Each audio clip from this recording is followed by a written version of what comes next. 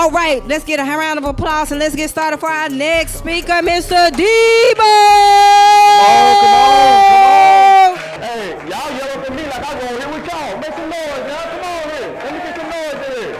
All right, settle down. Hey, real quick, it's a pleasure to be here speaking to you all today, man. I'm having a blast, and I'm passionate about what I want to do, all right? So my name is Debo, and I am here because I'm that athlete who lost his baseball scholarship because I was not disciplined in some of my decision making. Some of you are here today because you're struggling in your game, or you're trying to break those barriers, and I'm here to give you a few cheat codes of what took me from losing my baseball scholarship to now an inspirational speaker. So if you're ready for the cheat code that took me from losing my baseball scholarship, going to jail, becoming a Marine, being featured on one of the top veteran-owned podcasts, the Oscar Mike Radio Show, and now an inspirational speaker giving game to people like yourselves, let me hear you say Debo. Debo. Oh, wait a minute, that ain't gonna work. Come on now, let me hear you say Debo. Debo. All right, settle down. I'm about to give you some game, all right? Settle down. So the first one is D. The D stands for discipline. Let me hear you all say discipline. Discipline. You have to be disciplined in everything that you do. I once had a dream of playing in the MLB, and I lost my baseball scholarship, and that dream was taken away from me. One, Will just said it. I was thinking about myself. I broke into someone's home and I robbed them, and that landed me in jail. That was a harder hitting life lesson that has taught me. Discipline isn't just about routine. It's also about your decision making. Right? So if you want to make it to the MLB, you got to be able to be disciplined, show up to practice early. You got to be able to stay late. You got to be able to take those 100 extra swings every single day. Because let me tell you something. There's only 945 positions in the MLB, and only 270 of them are covered from someone outside the United States.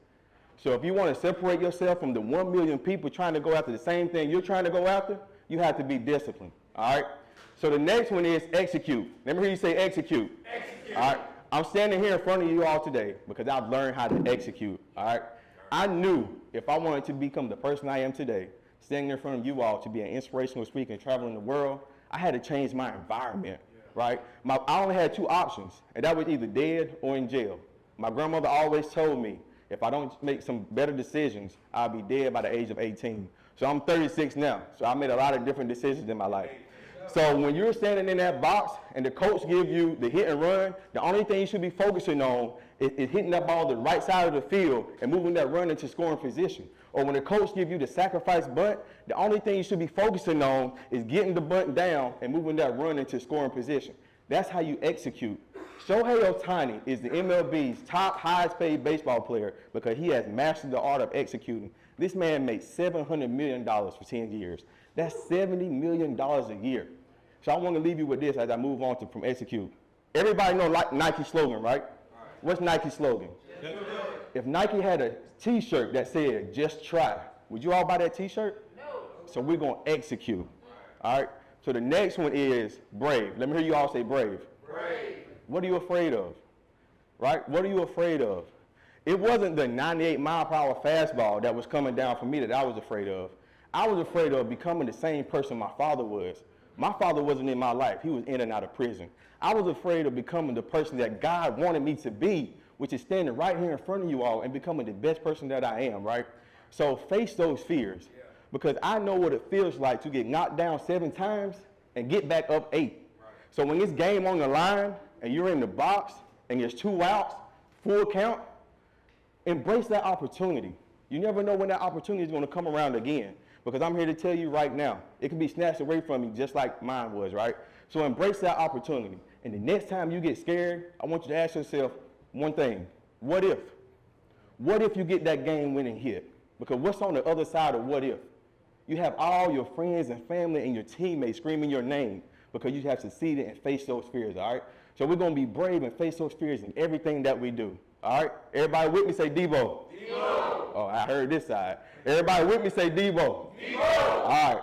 So the fourth one is overcome. Let me hear you all say overcome. Overcome. I'm here to tell you, no matter what you go through, adversity is coming. Adversity is coming. I've overcame so much in my life. I've overcame 8 surgeries. I've overcame a speech impediment. You might not know it today, but I've overcame a speech impediment. I took speech all the way up to 10th grade. I've overcame not having a shower growing up. I didn't have a shower until my 11th grade year in high school. I've overcame my father not being in my life. I've overcame my mother not showing up to my high school graduation because she had to work 7 days a week to take care of 4 kids. You know what I'm saying? Adversity is coming. So stop holding your head down because of what happened in the past. As a baseball player, if you strike out, so what? It's going to happen. If you get out, so what? It's going to happen. You're going to lose games. So what? It's going to happen. I want to give y'all a scenario. Tiger Woods has a shot called the shot heard around the world. But what we forget about is the shot he took before that. Before that, Tiger Woods took the shot and he hit the ball far right in the rough. And as he's walking up to his next shot, he holds his head down for a split second. And you hear the announcer say, this is the toughest shot he'll ever take. So Tiger Woods hit this shot. It goes up the hill, comes back down the hill, and right before it goes in the hole, it freezes for a split second, and you see the Nike check. And then the ball goes in. The crowd goes crazy. So that's what I'm talking about, overcoming that adversity. All right? So let me hear you say overcome. Overcome. And I'm going to land the plane with this. Matter of fact, I'm going to take the hat off. I want y'all to see the baldy, all right? I want y'all to see the baldy.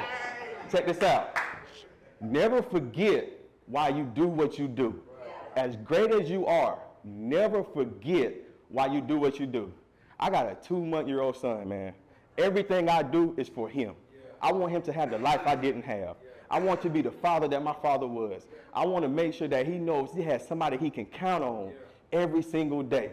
So I want y'all to repeat after me. I am. I am. I will. I will. I am. I am. I will. I will. I am disciplined. I am disciplined. I will execute. I will execute. I am brave. I am brave. I will overcome. I will overcome. That's my time, y'all. I appreciate it. And don't clap for me. Don't clap for me. Clap for yourself for unlocking your true potential.